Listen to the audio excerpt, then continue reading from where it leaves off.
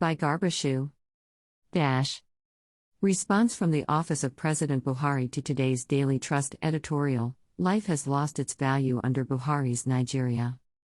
Given the seriousness of the issue raised by the Daily Trust today, the Office of the President would like to issue a response. The growing instability and violence in the north of Nigeria and elsewhere is unacceptable. No one, not least the presidency, underestimates the seriousness of the situation. Every day, the president holds the victims and their families in his thoughts and prayers. Above all, he wishes to reassure them, and all Nigerians, that tackling the scourge of banditry and terrorism remains this government's first priority. Sadly, in this respect, Nigeria is not unique. Violence and terror have risen steadily across the entire African continent over the last decade.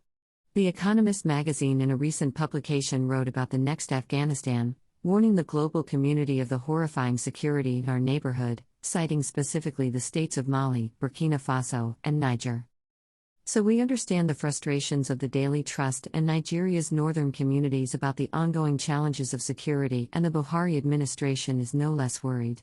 But it is only fair to say that Nigeria's persistent and continued efforts to suppress that instability have seen results, with the terror group Boko Haram among others reduced to a shell of its former self.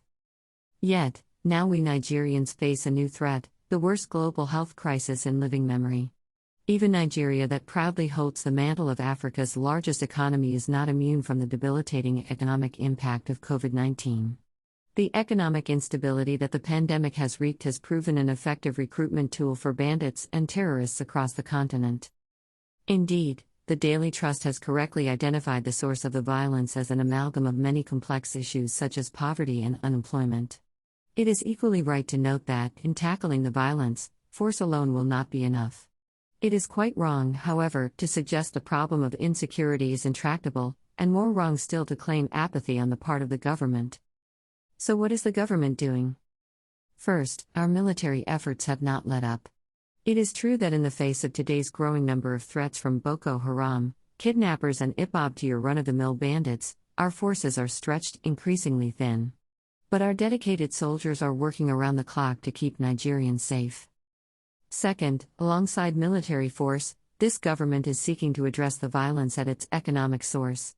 Massive infrastructure projects like the coastal rail and new train from the southern coast through the northeast to our neighbor Niger aim to expand employment and opportunity across the country, bringing hope to our more remote and poorer regions where bandits and terrorists thrive.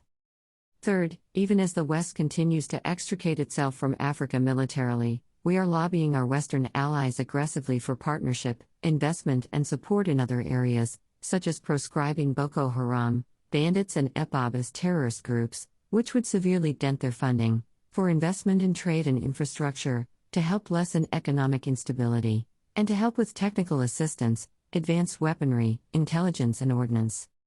Picture shows President Muhammadu Buhari in a meeting cabinet members at State House, Abuja during the week. Photo, Aso Rock. This will likely be small comfort to the families and loved ones of those already lost. But make no mistake, this is a battle we are fighting without let-up. The Daily Trust's suggestion that the president exchanges violence for the support he got electorally is beneath a publication that claims any kind of political neutrality or integrity. Now is not the time for this sort of lurid political journalism.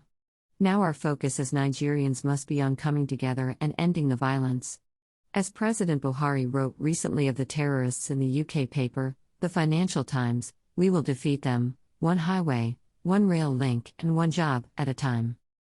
At View's exclusive rights, Garbashu, Senior Special Assistant to the President. On Media and Publicity, December 12, 2021. Kindly support our vision of building a community of 1 million pen soldiers whose successes will be judged based on positive development in the society. We are addressing insecurity from its economic source via construction of rail linking south to north, Niger Republic.